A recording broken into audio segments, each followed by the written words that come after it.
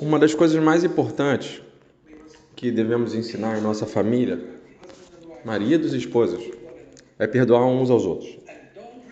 E não se lembre dos fracassos do passado. Ensine nossos filhos a perdoar uns aos outros. E ensine a importância disso a eles. A Bíblia diz em Mateus 5,16 que se você não perdoar um ao outro,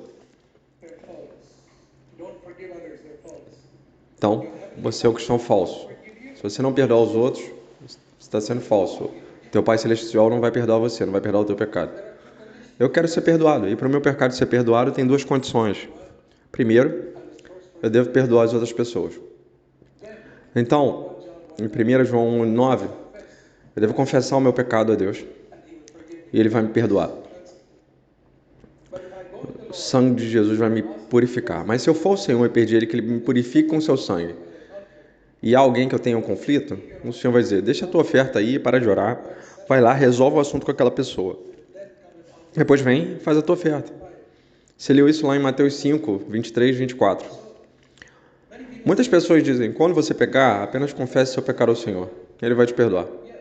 Sim, isso é o número 2. Mas antes disso, tem o número 1. Se você não perdoa alguém, você não pode ir a Deus e pedir que Ele te perdoe. Primeiro, você tem que pedir perdão a todas as pessoas que você magoou.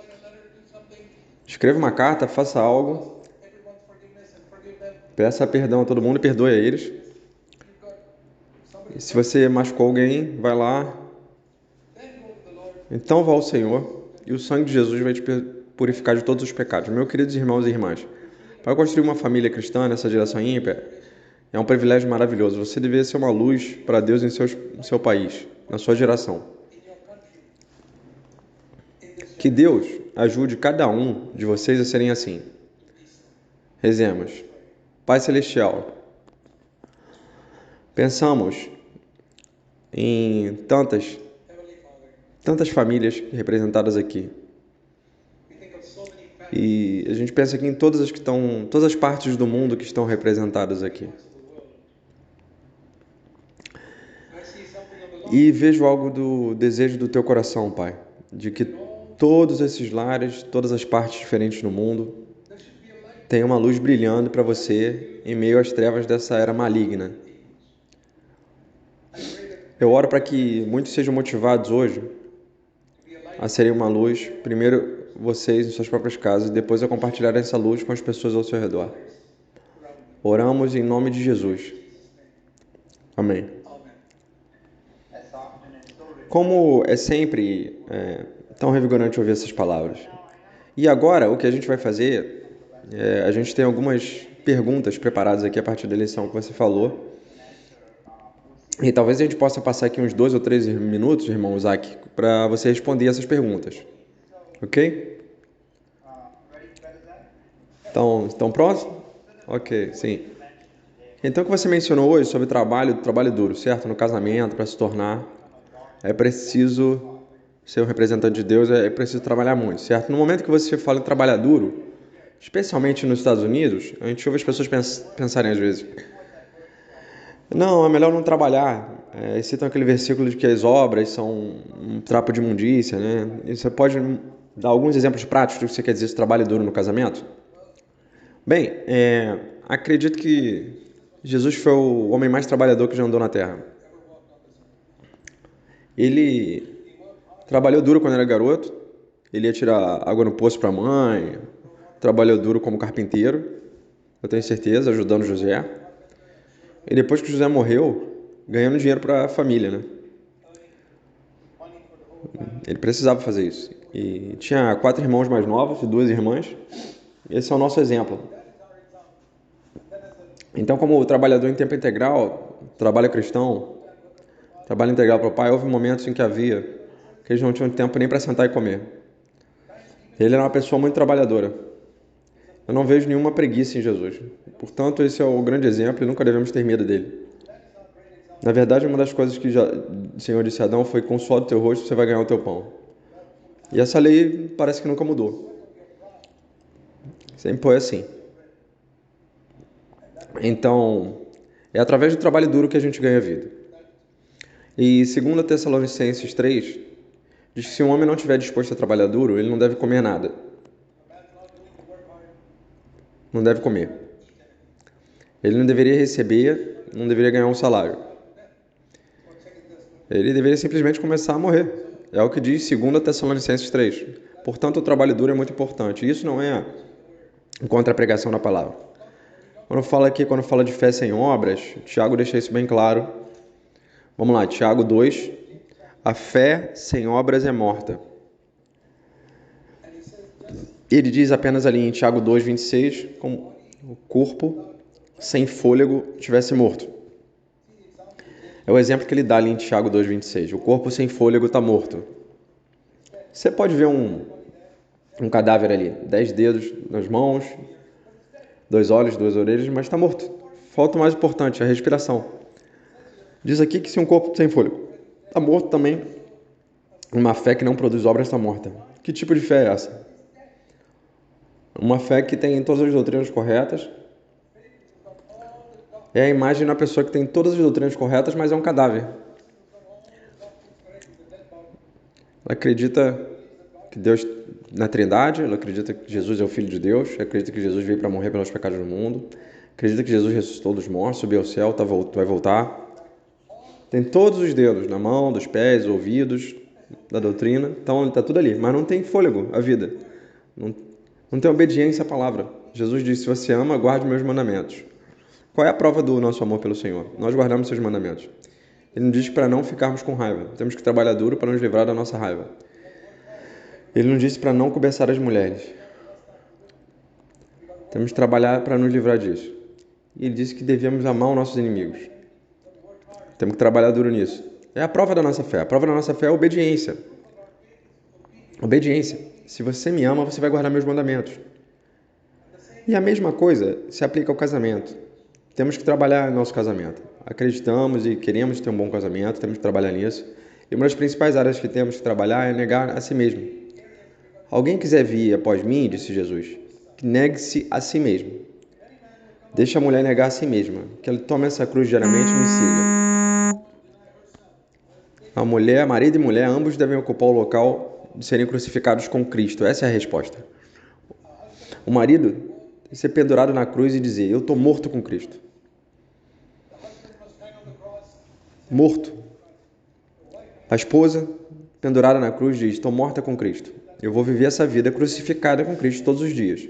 Assim eles vão ter um casamento glorioso. É nisso que eles vão trabalhar. Obrigado, irmão Zac. Então, o segundo ponto que você mencionou sobre culpar um ao outro, não deveríamos culpar exatamente um ao outro. Bom, foi isso. Ótimo, Adão e Eva. Mas se o marido pensar aí, nesse caso específico, minha esposa estava assim... Está 100% errada nessa questão. E eu acho que ela que tinha que vir até mim. Como é que você responde a isso? Ok, em primeiro lugar, eu queria dizer que a única pessoa que está 100% certa nesse universo é Deus. Quem pensa que está 100% certo, está agindo que nem Deus, pensando que é Deus. Eu gosto da história que eu vi de uma esposa que disse que o meu marido acha que apenas 2 pessoas são perfeitas. Uma é Deus e o outro é ele mesmo. E ele nunca se desculpa. Então, é claro que isso não é verdade. 99% da culpa pode ser de uma pessoa, mas 1% vai ser tua. E eu vou dar um exemplo aqui. Eu me lembro de um irmão que há muitos anos mesmo atrás, ele se desviou na nossa igreja. E eu disse: eu não sei por que ele deixou a nossa igreja. E eu disse: Senhor, eu nunca tive um problema com ele, nunca nem o repreendi, nunca fiz nada. O que aconteceu? Por que ele ficou ofendido? E sabe o que o Senhor me disse com atenção? O Senhor me disse assim, Hebreus 3,13, a palavra de Deus, diz para encorajar os outros diariamente. Você tentou encorajar ele? O Senhor me disse. Encorajar os outros diariamente. Diariamente. Será que você já tentou fazer isso? Está me dizendo aqui as coisas que você não fez, né? Mas você não machucou, você não repreendeu, você não ofendeu ele, você não fez nada. Mas o que você fez de positivo? Você obedeceu ao comando que diz encorajem os outros diariamente, uns aos outros? Quantas vezes você encorajou? E ele disse, sinto muito, eu não consigo pensar em nenhuma ocasião em que eu fiz isso. Esse foi o fracasso. Então, às vezes, nosso fracasso não é o que a gente faz, mas o que a gente não fez. Existem pecados de comissão e pecados de omissão. Então, pense nesse comando, maridos e esposas. Todos os maridos e esposas usam. Em Hebreus 3,3 diz, encorajem-se uns aos outros diariamente.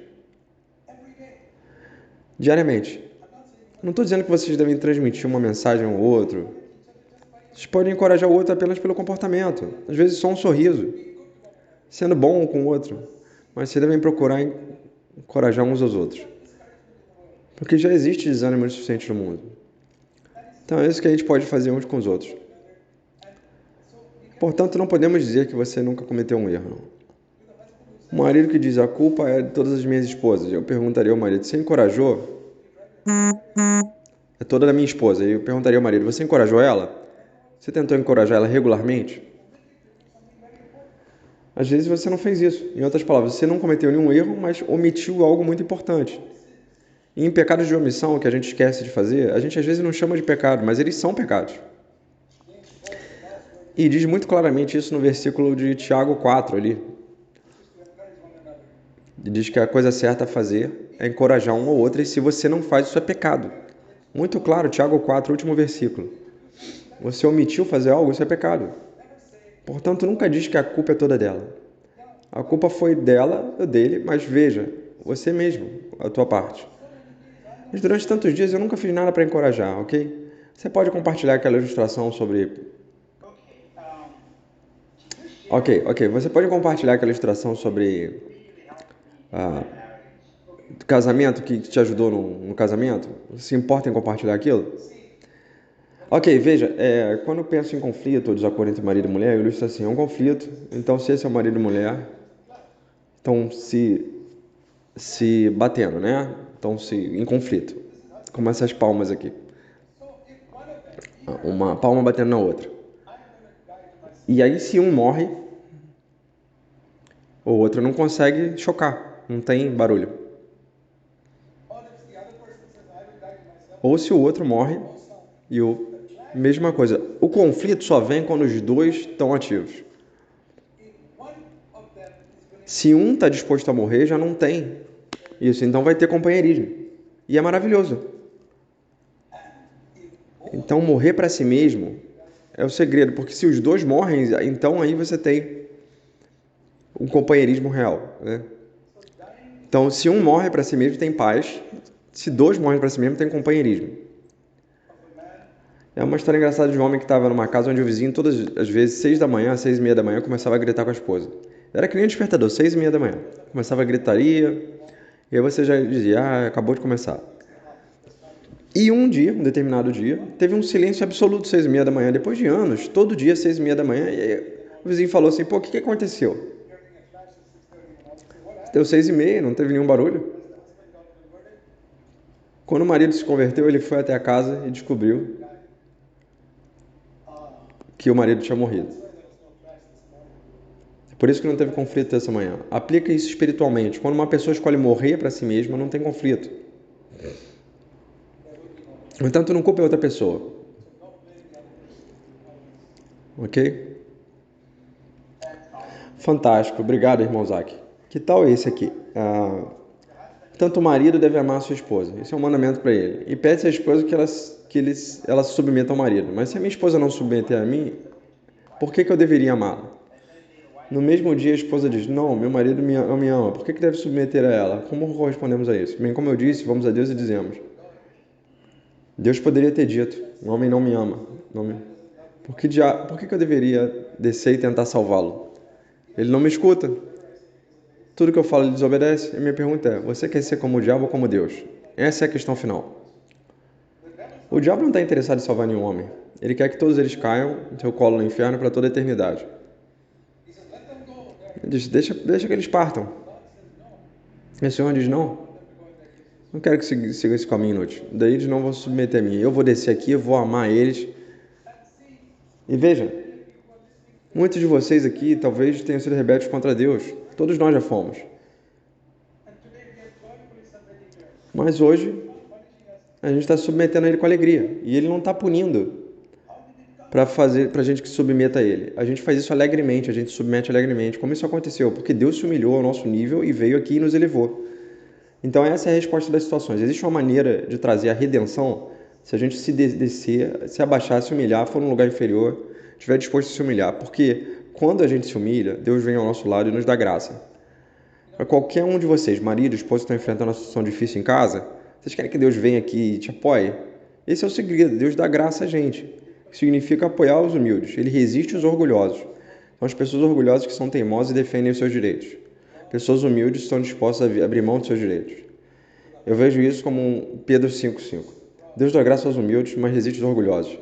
E eu imaginei assim, se eu estiver orgulhoso e defender meus direitos, Deus vai vir na minha frente e vai continuar me empurrando. No momento que eu me humilhar, Deus vai vir e vai me levar adiante. Imagina assim.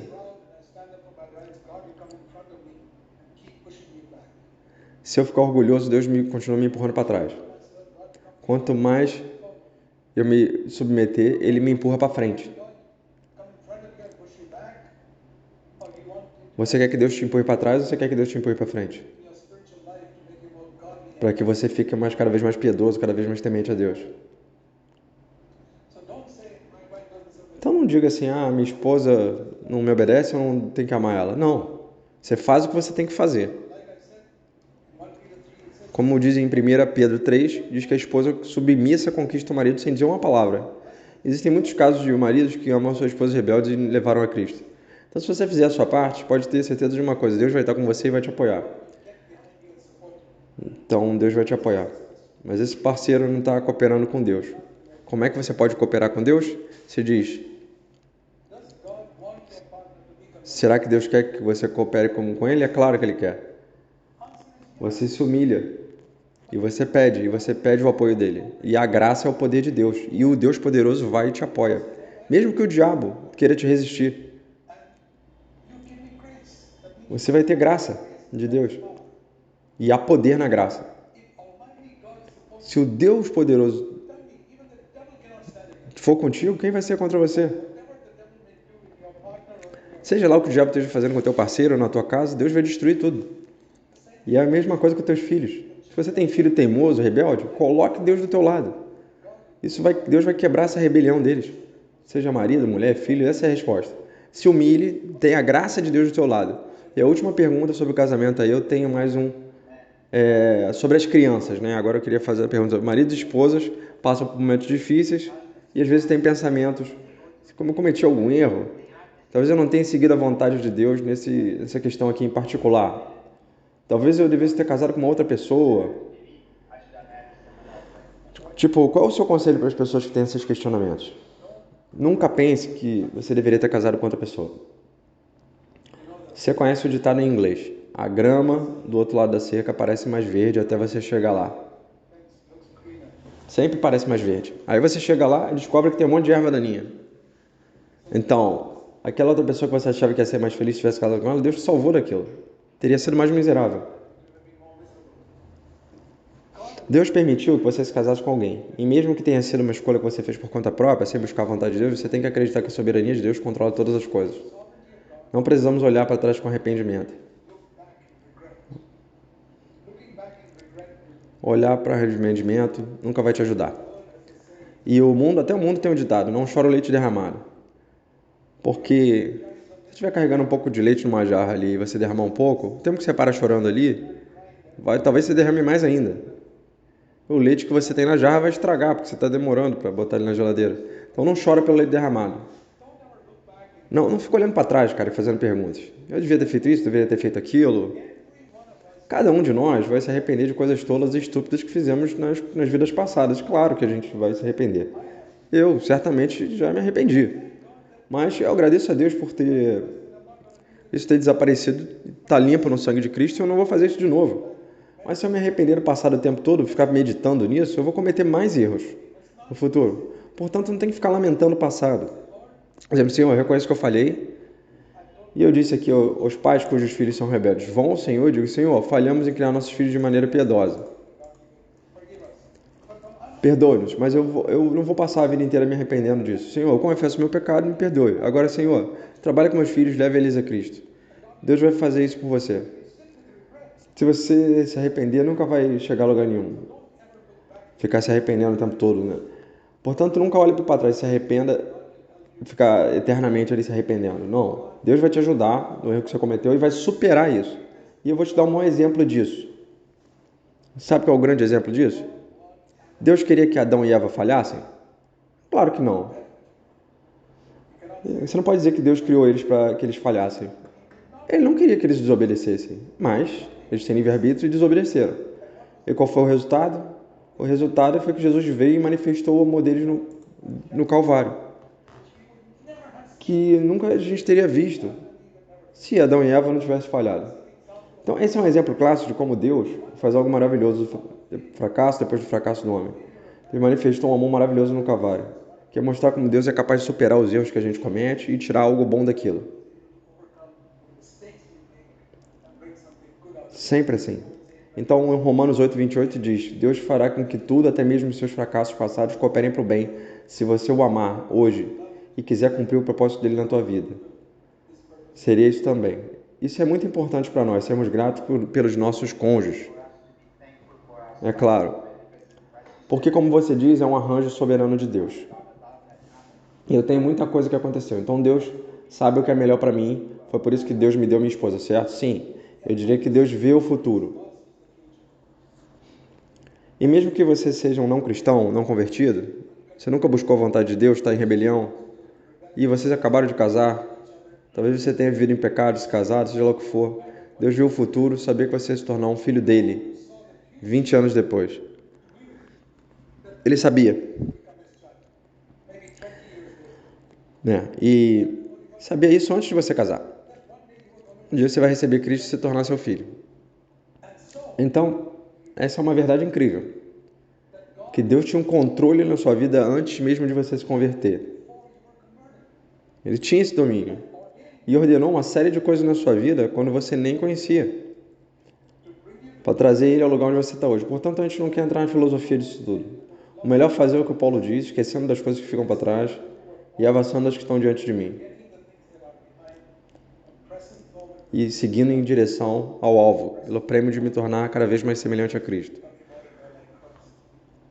Portanto, nunca olhe para trás com arrependimento pelo passado. Diga, Senhor, eu era ignorante. Eu vou dar aqui um versículo adorável para isso aqui, que é Atos 17:34. Perdão, Atos 17:30. É um versículo ótimo, que eu sempre compartilho com as pessoas que se arrependem no passado. Vamos lá, Atos 17:30. Os tempos de ignorância, Deus releva. O que ele faz em relação aos momentos de ignorância da tua vida? Ele diz que ele ignora, ele releva aquilo tudo. Agora, ele ordena que todos se arrependam. Lembra dessa referência, Atos 17:30. Então, ok. A última pergunta que eu tenho é em relação ao que você mencionou sobre disciplinar as crianças. E se eu ficar tão frustrado, com raiva, quando meus filhos fizeram alguma coisa, certo? Eu devo apenas bater neles ou devo ficar longe? O que eu devo fazer? Bem, deixa eu conversar aqui que muitas vezes eu bati meus filhos com raiva. Muitos anos da minha vida eu não tinha vitória sobre o pecado. Quando eu me casei, eu não tinha vitória sobre a raiva. Não tinha essa vitória sobre o pecado. E havia raiva na minha casa porque eu só comecei a obter vitória tipo 16 anos depois que eu nasci de novo. 16 anos. Até lá eu nunca sabia como lidar. E nunca ninguém me ensinou nada que existe uma questão de vitória na nova aliança. Então houve momentos que eu bati nos meus filhos com raiva. E o que eu fiz? Bem, eu era cristão, eu sabia que eu estava errado. Meus filhos eram pequenos, talvez ali com 6 ou 7 anos. E se eu pedisse desculpas a eles, eles não iam ter capacidade de entender a diferença entre a disciplina e a raiva. Eles iam achar que o papai ia estar se desculpando por bater e que se eu continuasse fazendo aquilo ali, eles não iam valorizar a disciplina, entende? Então, eu nunca contei nada deles a isso. Eu ia para o banheiro, no banheiro eu me trancava, que era o único lugar na casa onde eu podia ficar sozinho, sem ser perturbado. Eu sentava lá, eu chorava diante de Deus e dizia, Senhor, me perdoa. A disciplina está certa, mas a raiva está errada. Pai, me perdoe por essa raiva. Por favor, me leva, Pai, para o dia em que eu vou poder disciplinar os meus filhos sem raiva nenhuma. Sem nenhuma raiva. E eu digo, cara, levou anos. Isso não aconteceu da noite para o dia. Mas eu fiquei melhor. E eu te digo que finalmente eu aprendi a dominar completamente sobre a minha raiva. E se você, Deus de todo o coração, é um recompensador daqueles que buscam com diligência, mas que tal pedir o perdão dos seus filhos assim?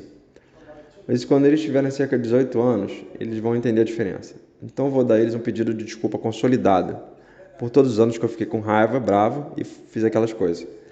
E aí eles foram capazes de compreender isso com 18 anos. Foi muito bacana. Foi uma bênção. Ok, obrigado muito, meu irmão Zac. Esse treinamento todo está sendo muito bom. Tenho certeza que muitas pessoas são abençoadas também pela irmã Anne. Ok. Então tá aqui a minha cara metade. Ok. Olá, irmã Anne, tudo bem? De todo lugar do mundo eu quero dizer a você muito obrigada. A gente vê o Zac com muita frequência, mas talvez não veja você com tanta frequência. Eu sei que está aí em segundo plano, mas está ouvindo a mensagem. Somos muito abençoados pelo teu ministério. Tenho certeza que todas essas pessoas aqui querem agradecer a vocês dois pelo trabalho que vocês fazem. E a gente tem sido muito abençoado. Louva a Deus. Eu queria compartilhar alguma coisa antes de vocês encerrarem. Antes da gente encerrar aqui. Existem alguns livros relacionados ao casamento e à família que você pode ter online no site da CFC. Você pode baixar e ler de graça. Ou você pode encomendar também o livro físico. Um deles é esse aqui, é Sexo, Amor e Casamento. Aqueles que ainda não são casados, para te preparar. Eu escrevi esse livro tem 50 anos, logo depois de eu me casar. E eu não mudei a opinião sobre nada do que eu escrevi aqui. Você está convidado a acessar cfcindia.com e você pode baixar. E para as meninas, a minha esposa escreveu um livro chamado O Ponto de Vista da Mulher, da Menina. É uma história fictícia que traz verdades cristãs para meninas, no caso você tem uma filha. E aqui tem um livro que minha esposa escreveu também já para mães, chamado Deus Fez as Mães. Tudo aqui está escrito no site CFC Índia. Um livro bastante grosso escrito... Aqui estão meus filhos. São os e-mails que eu escrevi para meus 4 filhos quando eles eram adolescentes, estavam na faculdade. Esse já é mais grosso. Eles tinham ali 20 e poucos anos. São vários e vários e-mails. E ali eu estava avisando eles, eu estava corrigindo eles, estava aconselhando eles, ensinando, obedecer as escrituras. E eu estava obedecendo ali a parte que diz: Pai, criem teus filhos na instrução do Senhor. E é isso que eu estava fazendo. Isso se aplica, claro, igualmente a filhos e filhas. Então, qualquer jovem, se você tem filhos, também pode acessar o site da CFC, ouvir, ler, baixar. Eu quero encorajar você a criar seus filhos de uma maneira piedosa. Isso é importante. E você pode acessar lá, vai te ajudar. Quero encorajar vocês a isso. Obrigado. E os outros 2 livros também, irmão Zac, o Lar Celestial seria outro, né? Eu esqueci disso. Tem um pequeno livreto chamado Lar Celestial, que também está lá. E também tem um Incentivo às Mães, isso mesmo, Nos Estados Unidos, se você precisar desse livro, vocês podem pedir para mim, gente. Mas tá tudo no site, você pode obter a partir daí. E aí, é claro, vai uma questão de conveniência. Obrigado muito mais, gente, irmão Zac, irmã Anne. Foi um verdadeiro prazer. Deus abençoe todos vocês.